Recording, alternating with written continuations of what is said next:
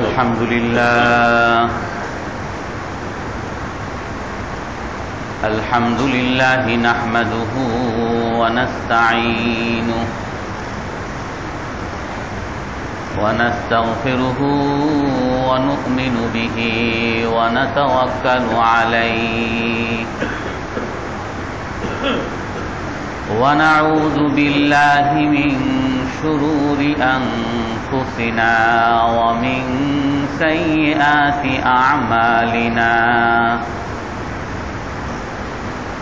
من يهده الله فلا مضل له ومن يضلله فلا هادي له ونشهد أن لا إله إلا الله وحده لا شريك له ونشهد أن سيدنا ومولانا محمدا عبده ورسوله أرسله بالحق بشيرا ونذيرا بين يدي الساعة من يطع الله ورسوله فقد رشد واهتدى ومن يعصهما فقد ضل وغوى أما بعد فأعوذ بالله من الشيطان الرجيم بسم الله الرحمن الرحيم وإذا قيل لهم تعالوا إلى ما أنزل الله وإلى الرسول قالوا حسبنا ما وجدنا عليه آباؤنا أولو كان آباؤهم لا يعلمون شيئا ولا يهتدون يا أيها الذين آمنوا عليكم أنفسكم لا يضركم من ضل إذا اهتديتم إلى الله مرجعكم جميعا فينبئكم بما كنتم تعملون صدق الله العظيم وقال النبي صلى الله عليه وسلم ائتمروا بالمعروف وانهوا عن المنكر حتى إذا رأيت شحا مطاعا وهوى متبعا ودنيا مؤثرا وإعجاب كل ذي رأي برأيه فدع عنك العوام وعليك بنفسك فإن من ورائكم أيام الصبر فيهن كالقبض على الجمر للعامل فيهن 50 رجلا يعملون مثل عملكم قالوا أجر 50 منا أو منهم قال أجر 50 منكم أو كما قال عليه الصلاة والسلام সম্মানিত মুসল্লিয়ানে কেরাম, কঠিন মুহূর্তে অটল থাকা, এই সম্পর্কে আলোচনা করব। আল্লাহর রাসূল এই হাদিসের মধ্যে বলেন যে তোমাদের পরে একটা সময় আসবে যে সময় দ্বীনের উপরে অটল থাকা, হাতের মধ্যে লোহার, হাতের মধ্যে আগুনের স্ফুলিঙ্গ ধরে রাখার মতো হবে।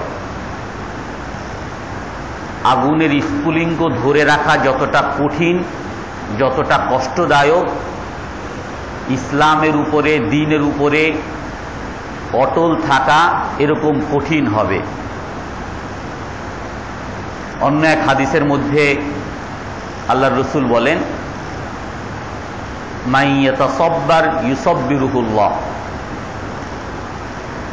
যে সবর করবে আল্লাহ তাআলা তাকে সবর করার তৌফিক দান করবে।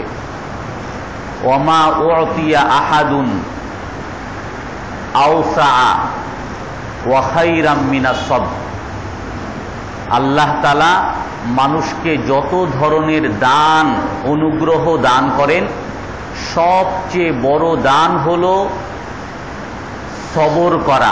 ধৈর্যের চেয়ে বড় কোনো দান আল্লাহ তাআলা দান করেন না। কোরআনের এক আয়াতের মধ্যে আল্লাহ তাআলা বলেন, ওয়া ইন কানা মাকরুহুম লিতাজুলা মিনহুল জিবাল ওয়া ক্বাদ মাকারু মাকরাহুম ওয়া ইনদাল্লাহি মাকরুহুম ওয়া ইন কানা মাকরুহুম লিতাজুলা মিনহুল জিবাল, যে তারা ষড়যন্ত্র করতেছে, ইসলামের শত্রুরা ষড়যন্ত্র করতেছে, আর আল্লাহ তাআলাও তাদের ষড়যন্ত্রের বিরুদ্ধে আল্লাহ তাআলাও প্রতিরোধের ব্যবস্থা করতেছেন। যদিও ওয়া ইন কানা মাকরুহুম লিতাজুলা মিনহুল জিবাল, যদিও সেই ইসলামের শত্রুদের ষড়যন্ত্রের মাধ্যমে পাহাড়ও সরে যায় না কেন, অর্থাৎ তাদের ষড়যন্ত্র এত কঠিন হবে যে ওই ষড়যন্ত্রের মাধ্যমে পাহাড়কে এক স্থান থেকে আর এক স্থানে সরিয়ে ফেলতে পারবে। এত বড় কঠিন ষড়যন্ত্র মুসলমানদের বিরুদ্ধে হবে। জুয়াইমার, একজন খ্রিস্টান মিশনারিদের নেতা, সে বলছে যে তোমরা যদি মুসলিম বিশ্বকে পরাধীন রাখতে চাও, আর তোমরা যদি তোমাদের ক্ষমতা, পাশ্চাত্যের ক্ষমতা, তোমাদের বড়াই যদি ধরে রাখতে চাও, তাহলে তোমরা মুসলমানকে তার ইসলামী মূল্যবোধ থেকে বের করে ফেলো এবং তাদেরকে প্রবৃত্তির মধ্যে তাদেরকে ঢুকিয়ে ফেলো, যা চায় তাই তাকে করতে দাও। অন্য একজন বলছে যে তোমরা ট্যাঙ্ক দিয়ে মুসলমানদেরকে ধ্বংস করতে পারবা না, তোমরা যদি ধ্বংস করতে চাও তাহলে তোমরা পেয়ালা দাও আর নর্তকী দাও, মদের পেয়ালা দাও আর নর্তকী দাও, তাহলে তোমরা মুসলমানদেরকে তোমাদের অধীনে রাখতে পারবা। 1952 সনে ফ্রান্সের পররাষ্ট্র মন্ত্রণালয় থেকে যে তথ্য সেখান থেকে আসছে যে মুসলমান জাতি তারা সবসময় নেতৃত্ব দেওয়ার জাতি, তারা সবসময় জগতের উপরে থাকার জাতি এবং তারা সবসময় উদ্ভাবনের জাতি। তাদেরকে যদি তোমরা দমন করতে চাও তাহলে তাদেরকে তোমরা বেকার বানিয়ে দাও, তাদেরকে তাদের প্রবৃত্তির মধ্যে, আনন্দ আর বিলাসিতার মধ্যে ডুবিয়ে দাও, তাহলে তাদের উপরে দমন করতে পারবা। আর এই জন্য তাদের ষড়যন্ত্র হলো যে মুসলমান সে শিক্ষা গ্রহণ করবে, সেটাও তার প্রবৃত্তির জন্য, মনের খুশির জন্য, দেশের উন্নতি, ইসলামের উন্নতি, জাতির উন্নতির জন্য সে শিক্ষা গ্রহণ করবে না। এবং তাদেরকে চাকরি করতে দাও, তাদের চাকরিটাও হবে তাদের স্বার্থের জন্য, পেটের জন্য, দেশের উন্নতি, ইসলামের উন্নতি, জাতির উন্নতির জন্য তারা চাকরি করবে না। তারা বড় পদ তারা গ্রহণ করবে, কিন্তু সেই বড় পদ গ্রহণ করার উদ্দেশ্য হবে তার নিজের স্বার্থকে একমাত্র চারিতার্থ করা, এবং এর দ্বারা তার দেশের উন্নতি, জাতির উন্নতি, ইসলামের উন্নতি তার কাম্য হবে না। এভাবে তাদেরকে গড়ে তুলো।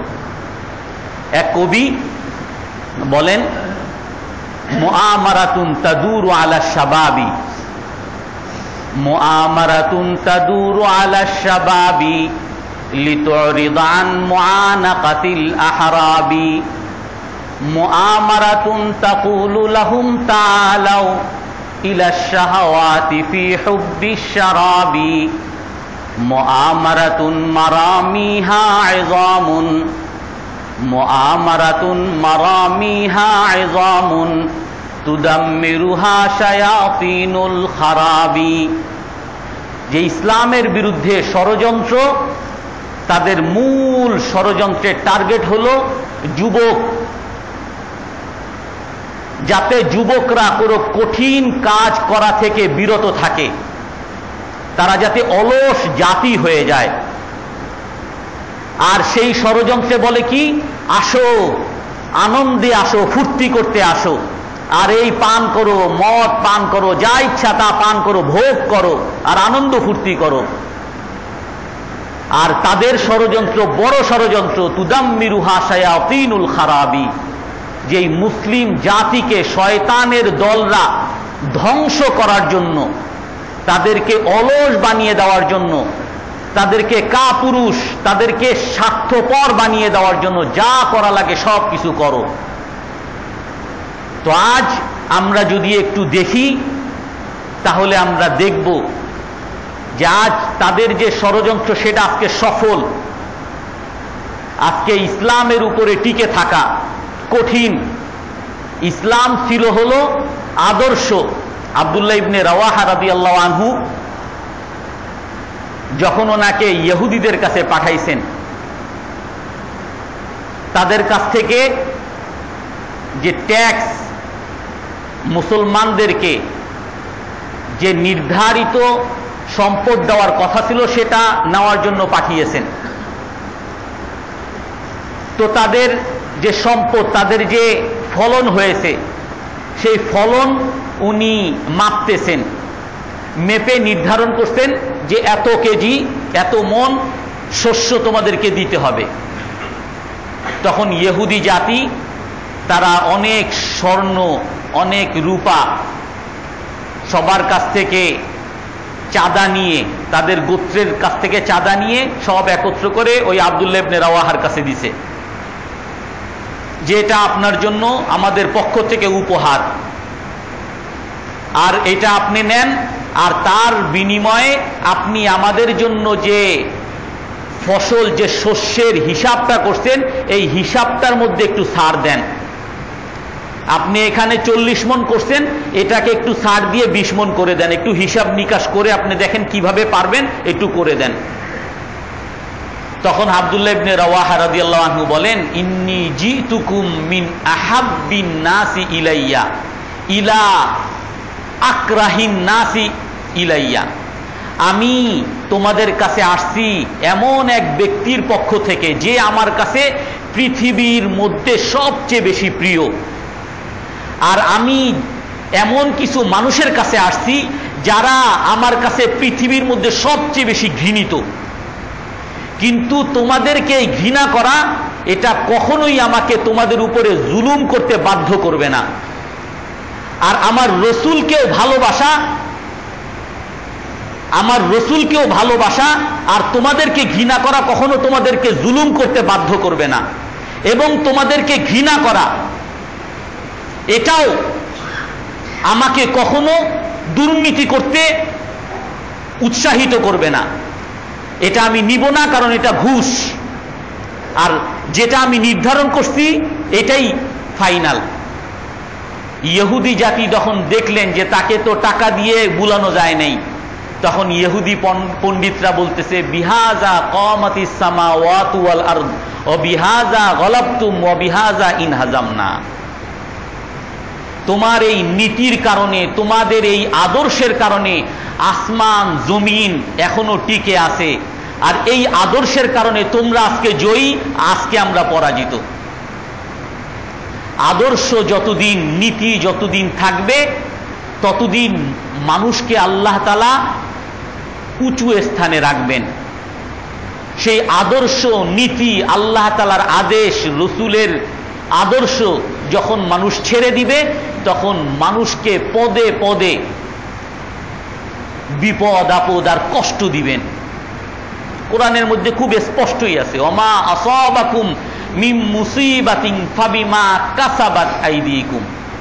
তোমাদের কাছে যত বিপদ আসতেছে সব তোমাদের হাতের কারণে, হাতের কর্মফলের কারণে।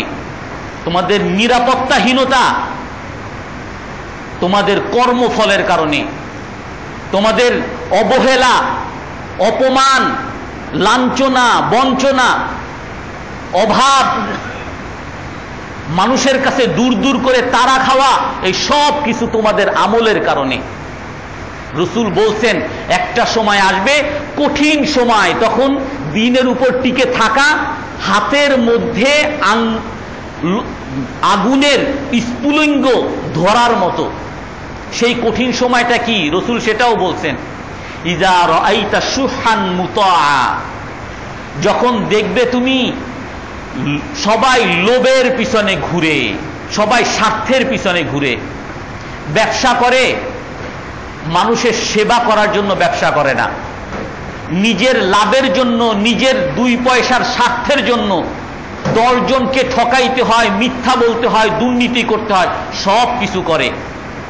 চাকরি করতে গেছে, সেখানে নিজের স্বার্থের জন্য 10 জনকে জুলুম করতে হয়, 10 জনকে ঠকাইতে হয়, 10 জনকে কাছ থেকে ঘুষ নিতে হয়, যা করতে হয় সব কিছু করবে।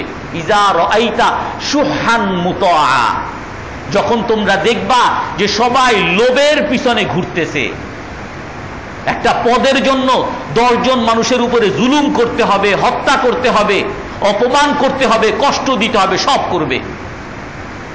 ওয়াহাওয়ান মুত্তাবা, আর যখন দেখবে মানুষ তার মনের পিছনে ঘুরে, মনে যা চায় তাই সে করে। রাস্তার একজনকে ভাল লাগছে, তারই সেই প্রস্তাব দেয়, সে আরেকজনের স্ত্রী নাকি আরেকজনের বোন, এগুলোর কোনো খবর নাই। তার মনে যা চায় তাই সে করে, তার মনে যা চায় তাকে ধরে মারে। ওয়াহাওয়ান মুত্তাবা, মনে যা চাবে তাই করবে। ওয়াদুনিয়া মুসারা, আর যখন তুমি দেখবে যে তার কাছে দুনিয়াটাই, পৃথিবীটাই মুখ্য, সম্পদ তার কাছে মুখ্য, পথ তার কাছে মুখ্য, আখিরাত তার কাছে মুখ্য না, আল্লাহর আদেশ তার কাছে মুখ্য না, রসুলের আদর্শ তার কাছে মুখ্য না, দুনিয়াটাই তার কাছে মুখ্য।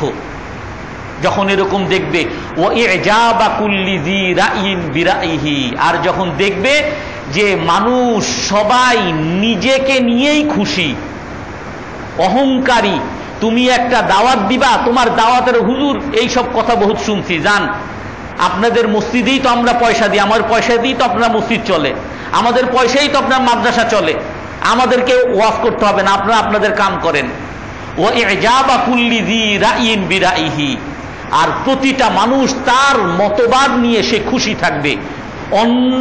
অন্য যেটা বলতেছে এটা কি সঠিক না বেঠিক সেদিকে দেখতে যাবে না, সঠিক খুঁজতে যাবে না, আমি যেটা করি সেটা কি সঠিক করতেছি না বেঠিক করতেছি দেখতে যাবে না, বিভ্রান্ত হয়ে থাকবে, নিজের বিভ্রান্ত মতবাদ নিয়েই সে খুশি থাকবে। আপনি দাওয়াত দিতে যাবেন, দাওয়াতও শুনতে চাবে না। রসুল বলেন এরকম সময় যখন আসবে তখন তোমরা দা আনকাল আওয়াম ওয়া আলাইকা বিনাফসিক, এই সময় তোমরা মানুষকে ছেড়ে দাও, নিজেকে নিয়ে নিজের ব্যাপারে তুমি খুব অটল থাকো, নিজে তাদের মতো না হয়ে যাও, নিজে ওই দুনিয়ার পিছনে না পড়ে যাও, নিজে স্বার্থের পিছনে না পড়ে যাও, নিজে মনের আনন্দের পিছনে না পড়ে যাও, যে সবাই ঘুষ খায়, এর বাড়ি হয়ে গেছে আর আমার বুঝি এরকম, এই নীতি দিয়ে কি হবে যে আমার কোনো বাড়ি নেই, এই নীতি দিয়ে কি হবে, আমার বাসায় অভাব, এই এত আল্লাহ বিল্লাহ করলে কি লাভ হবে যে আমি কোনো ফুর্তি করতে পারি না, আমার বাচ্চাগুলা কোনো ভালো জামা পড়তে পারে না, আমার কলিকের ছেলে মেয়েরা কত সুন্দর স্কুলে পড়ে, কত ভালো ভালো জামা পরে, তো এই নীতি দিয়ে লাভ কি? তুমি তাদের মতো হয়ে যাও না, নিজেকে নিয়ে ব্যস্ত থাকো, নিজের ব্যাপারে খুব সজাগ থাকো, তাদের সাথে মিশে যেও না। এটা প্রথম দায়িত্ব, তাদের সাথে মিশে যেও না।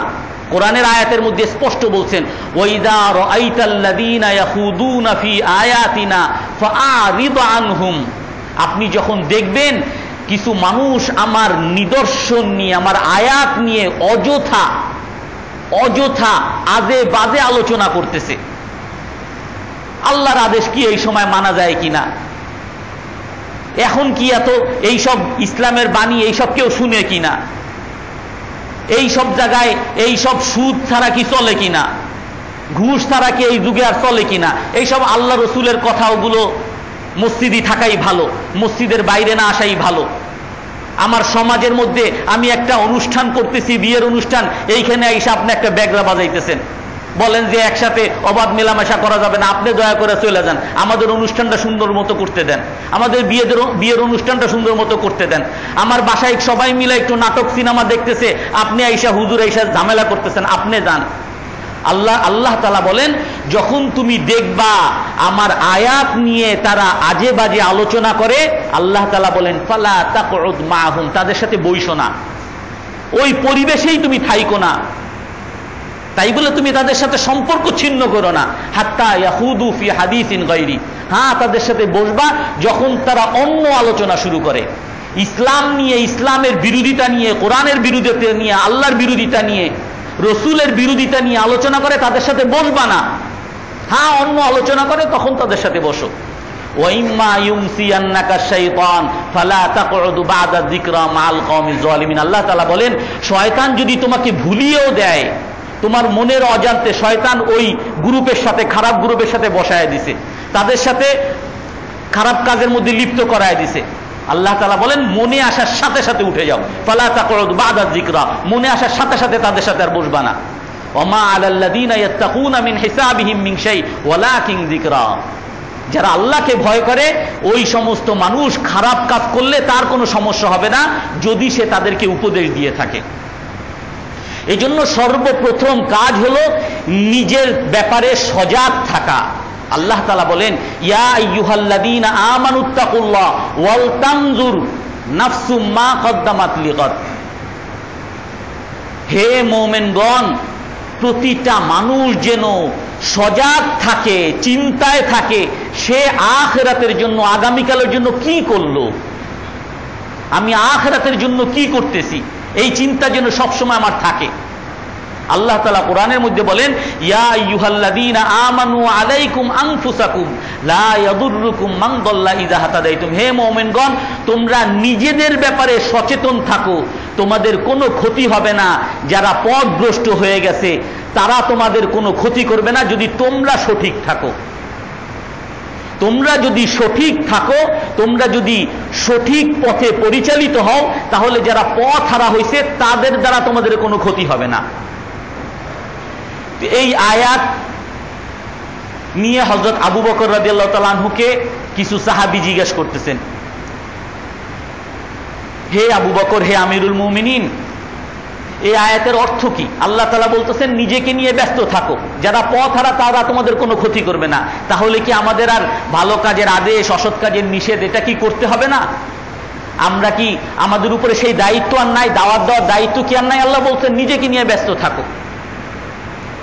তখন হযরত আবু বকর রাদিয়াল্লাহু আনহু বলেন, ইন্নান নাসা ইযা রাআউ যালিমা ফালাম ইয়াখুযু আলা ইয়াদাইহি আওশাকাল্লাহু আন ইয়াউম্মাহুম বিইকাব।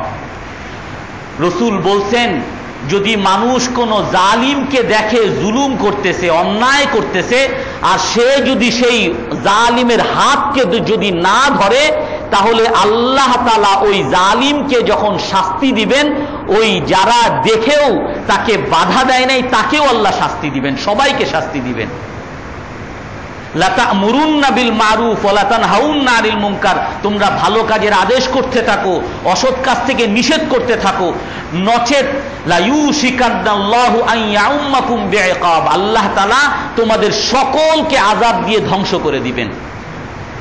তার মানে হলো ইদাহ তাদাইতুম, আবু বকর রাদিয়াল্লাহু আনহু বলেন যে তুমি নিজেকে নিয়ে ব্যস্ত থাকো, আর যারা পথ হারা তোমার ক্ষতি করবে না যদি তুমি সঠিক পথে থাকো। সঠিক পথ কি? সঠিক পথ হলো যে আমি যেমন নিজেকে আল্লাহর আদেশের উপরে রাখবো, মানুষকে দাওয়াত দেওয়া এটাও আমার উপরে ওয়াজিব। মানুষকে ভালো কাজের আদেশ করা, খারাপ কাজ থেকে নিষেধ করা এটাও আমার উপর ওয়াজিব, এটাও আমাকে করতে হবে। যদি আমি করতে গেলে করতেও না পারি, মানুষ আমার কথাই শুনে না, তাহলে কি করব? আবু সালাব আল খাসানি উনি এই হাদিসের তার ব্যাখ্যা দিয়েছেন যে রসুল সেটাও বলছেন, যদি তোমার এমন অবস্থা হয়, দেখো সবাই স্বার্থের পিছনে ঘুরে, ইজা রাআইতা শুহান মুতাআ, সবাই দেখো দুনিয়ার পিছনে ঘুরে, ওয়াইজাবা কুল্লি জি রাইন বিরাইহি, তুমি যদি কাউকে দাওয়াত দিতে যাও সেও তোমার কথা শুনে না, সে নিজের ওই খারাপ কাজ নিয়েই সে খুশি, সেও তোমার কথা শুনে না, বরং তুমি কেন বললা এই জন্য তোমার আরো শাস্তি দেয়। কেন আপনি আবার আমার ব্যাপারে মাতাব্বুরি করতে যান? আমি মারি কাটি যা ইচ্ছা তাই করি, আপনার বলার কি? আবার আমি যা করব, আপনি আমার বিরোধিতা কেন করবেন?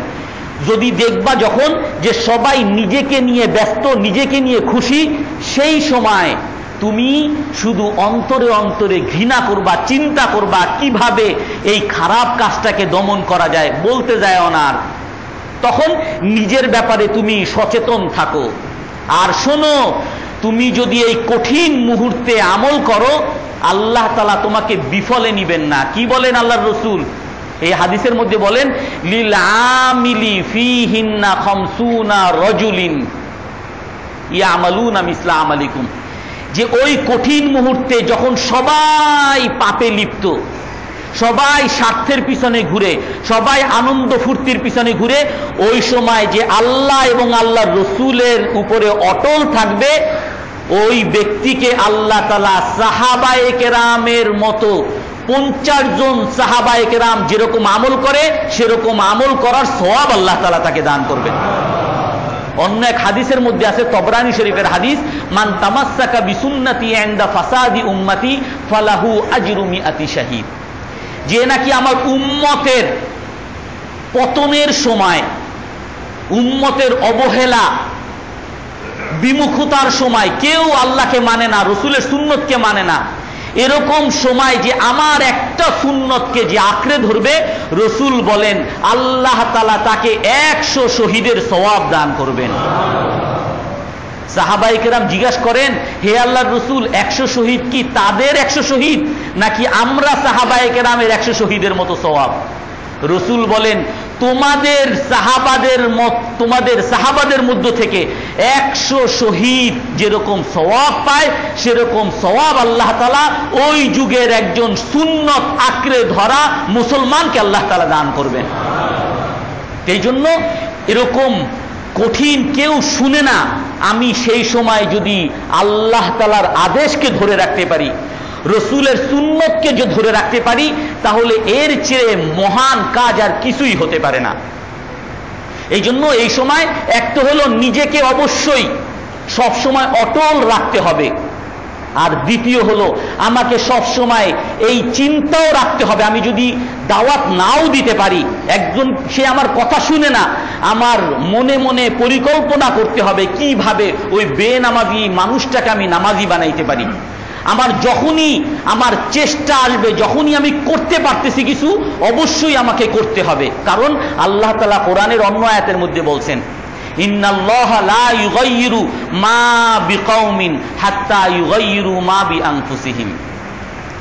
আজ আমরা আমাদের মুসলমান জাতির উপরে যে অবহেলা, মুসলমান জাতির উপরে যে অপমান, যে নিরাপত্তাহীনতা, অভাব, আমরা এই মুসলমান জাতিকে যে আমরা সেই সাহাবায়ে কেরামের মতো মাথা উঁচু করা জাতি বানাতে চাই, আল্লাহ তাআলা বলেন আমি কোন জাতির ভাগ্য ততক্ষণ পর্যন্ত পরিবর্তন করব না যতক্ষণ পর্যন্ত না তারা নিজেদের আমলকে পরিবর্তন না করে।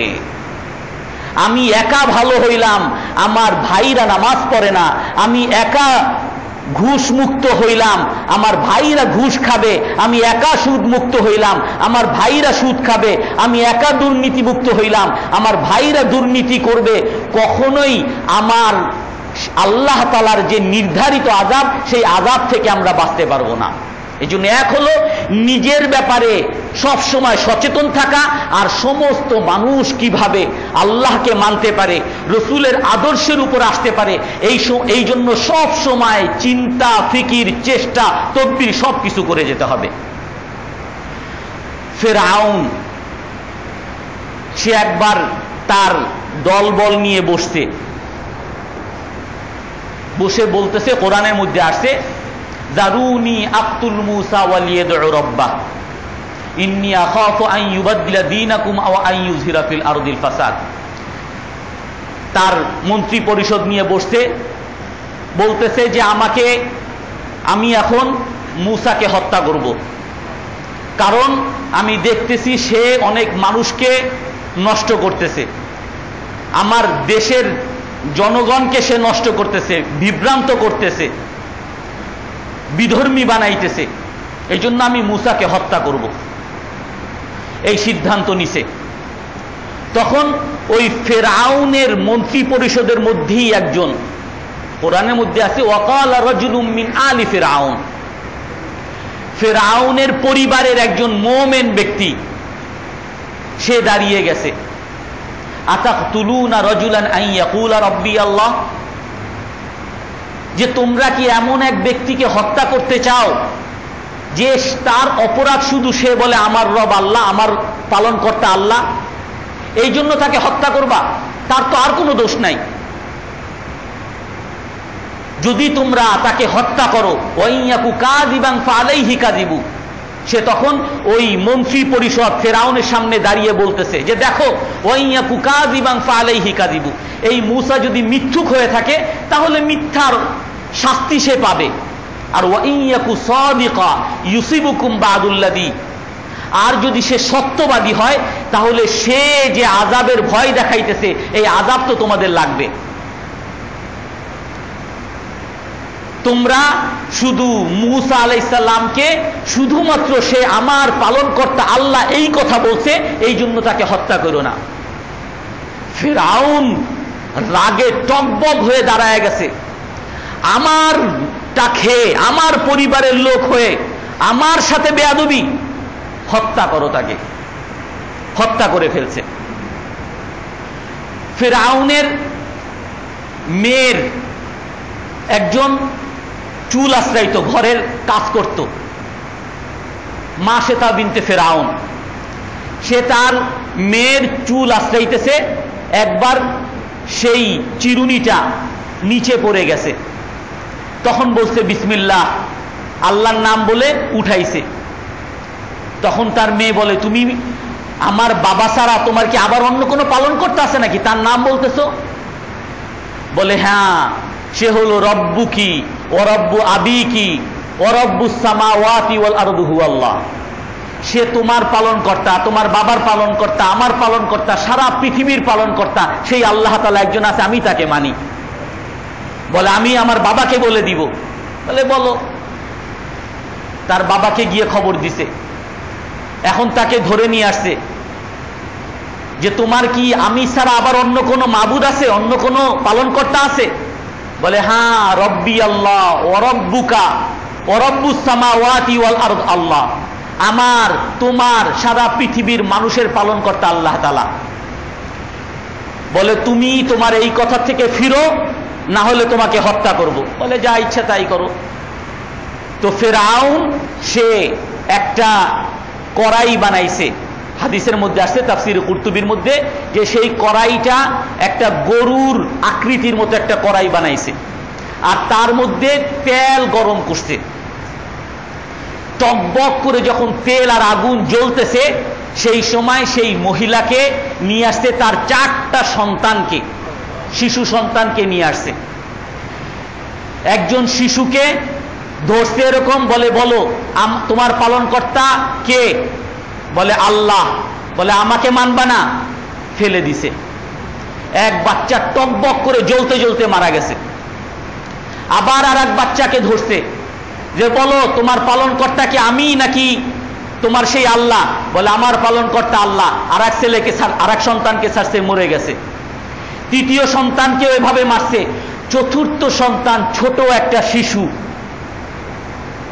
যে সব সময় মায়ের কোলে কোলেই থাকতো, তাকে যখন নিছে, এখন ওই মা তখন আর সহ্য করতে পারে নাই যে আমার এই কোরবানির জন্য, আল্লাহকে মানার জন্য আমি মারা যাই, আমার কারণে আমার ছেলেমেয়েরা কেন মারা যাবে? তো সেই সময় ওই ছোট শিশুর মায়ায় সে একটু বিচলিত হয়ে গেছে। তখন সে একটু বলছে যে দাঁড়াও, একটু থামো। আর সে বলতে চাইছে ঠিক আছে আমি তোমাকে মানবো, আমার সন্তানটাকে ছাড়ো। এই মুহূর্তে ওই ছোট শিশু যে কথা বলতে পারে না, সেই সময় বলতেছে ফালা আযাবুল আখিরাতি আহওয়ানু মিন আযাবিদ দুনিয়া ফাক্তাহিমি ইয়া উম্মি। তার মাকে বলতেছে হে আমার মা, তুমি আমাকে জ্বলতে দাও, কারণ শোনো দুনিয়ার শাস্তি আখিরাতের শাস্তির চেয়ে অনেক হালকা। তখন সেই মহিলা ওই শিশুর কথা শুনে আবার অটল হয়ে গেছে। তো ওই শিশুকেও যখন আগুনে পুরানো হয়েছে, তাকেও পুরানো নেওয়ার জন্য নিচ্ছে। তখন বলতেছে আমি একটা আবেদন আপনার কাছে করতেছি। বলে বলো, কি বলবা? বলে আমি মারা যাওয়ার পরে আমার এই যে 4টা শিশু যাদেরকে মারলেন, এই সমস্ত হাড্ডিগুলোকে একত্র করে এক জায়গায়, আমাদের 4 জনকে এক জায়গায় কবর দিবেন, এক জায়গায় দাফন দিবেন। বলে ঠিক আছে। তো তাকেও ওই আগুনের মধ্যে, ওই কড়াই, জ্বলন্ত কড়াইয়ের মধ্যে ফেলে তাকেও হত্যা করছে। তো তাদেরকে নিয়ে এক জায়গায় কবর দিছে, দাফন দিছে। মুসনাদে আহমদ, সহিহ ইবনে খুজাইমা, সমস্ত হাদিসের কিতাবের মধ্যে আসছে। হযরত ইবনে আব্বাস রাদিয়াল্লাহু তাআলা থেকে বর্ণিত, রাসূল বলেন যে আমি যখন মেরাজের রাতে যাচ্ছিলাম, তখন আমি একটা সুঘ্রাণ পেয়েছি। বাইতুল মুকাদ্দাসের কাছে একটা সুঘ্রাণ, সুন্দর একটা ঘ্রাণ। আমি জিজ্ঞাসা করলাম এই ঘ্রাণটা কিসের? তখন আমাকে হযরত জিবরাইল আলাইহিস সালাম বললেন এইটা হলো ওই নারীর, যেই নারীকে ফেরাউন তার 4 শিশু সন্তান সহ জ্বলন্ত পুড়ে তারপরে তাকে এখানে কবর দিতে, সেই কবর থেকে সুঘ্রাণ আসতেছে। রসুলের যুগের প্রায় আরো 1000 বছর আগে, ফেরাউন 1000 বছর, কয়েক হাজার বছর আগে তাকে কবর দেওয়া হয়েছে। সেই কবর থেকে এখন পর্যন্ত সেই সুঘ্রাণ সেখান থেকে বের হইতেছে। যখন নাকি ওই মহিলা, হযরত ইবনে আব্বাস বলছেন যে 4 জন শিশু দুনিয়াতে শিশু অবস্থায় কথা বলছে, তার মধ্যে এক শিশু। ওই অবস্থা যখন শেষ অবস্থা, শিশু কথা বলছে, এই কথা হযরত আসিয়া বিনতে মুজাহিম, ফেরাউনের স্ত্রী, ফার্স্ট লেডি, সে দেখছে। সে দেখে সেও ইসলাম গ্রহণ করছে। এখন সে মানুষকে জিজ্ঞাসা করে যে মূসা জয়ী হয়েছে নাকি ফেরাউন জয়ী হয়েছে? বলে মূসা জয়ী হয়েছে, সে খুশি হয়েছে। এখন তাকে ধরে আনছে, তার স্ত্রীকে ধরছে যে তুমি নাকি মূসার পক্ষ নিছো? বলে হ্যাঁ, আমানতু বিরব্বি মূসা, আমি ঈমান আনছি মূসা আলাইহিস সালামের রবের উপরে, সেই আল্লাহর উপর ঈমান আনছি। বলে তুমি জানো এর পরিণতি কি? তুমি আমার ফার্স্ট লেডি হও আর স্ত্রী হও, যাই হয়, পরিণতি জানো? বলে যা ইচ্ছা তাই করো। তো ফেরাউন তার মন্ত্রী পরিষদকে জিজ্ঞাসা করলো যে তোমরা আমার স্ত্রী সম্পর্কে কি বলো? বলে সে তো অনেক ভালো। বলে সে এখন আমাকে ছাড়া মূসার রবকে সে পালন করতে মানছে। বলে উকতুলুহু, তাহলে তাকে হত্যা করেন, আবার কথা কিসের? তো তাকে নিয়ে হাতের মধ্যে প্যারাক মারছে, 2 হাতের মধ্যে প্যারাক, পায়ের মধ্যে প্যারাক, শরীরে সব জায়গায় প্যারাক মারছে তাকে। আর প্যারাক মারার পরে সে তারপরে সেই সময়ও আল্লাহ তাআলার কাছে দোয়া করেন, রব্বি বিনিলি ইনদা, কোরআনের মধ্যে আসছে ইবিনিলি ইনদাকা বাইতান ফিল জান্নাহ, হে আল্লাহ আপনি আমার জন্য জান্নাতের মধ্যে একটা প্রাসাদ আপনি আমার জন্য তৈরি করেন। ওয়ানাজ্জিনি মিন ফিরাউন, ফিরাউনের হাত থেকে আমাকে বাঁচান, আর ফিরাউনের এই কুকর্ম থেকেও আমাকে বাঁচান। আর আল্লাহ তাআলা তখন তাকে সেই জান্নাতের যে প্রাসাদ তার জন্য বানানো হয়েছে সেইটা তাকে দেখাইছেন। তো দেখানোর পরে আসিয়া রাদিয়াল্লাহু তাআলা আনহা হাসতেছেন। পরে ফিরআউন বলে, দেখো দেখো আতাজাবুনা মিন জুনুন আসিয়া, দেখো কেমন পাগল, এখন পাগল হয়ে গেছে আমার স্ত্রী আসিয়া, পাগল হয়ে গেছে। ওয়াজিবুহা ওয়াহিয়া তাদহাক, আমি তাকে শাস্তি দিতেছি আর সে হাসতেছে। এখন তাকে ওই বড় পাথর নিয়ে আসো, ওই বড় পাথর তার উপরে ফেলে তাকে হত্যা করো। ওই বড় পাথর আনার আগে আগেই আল্লাহ তাআলা তার রূহকে কবজ করে নিছে। তারপরও তার উপরে বড়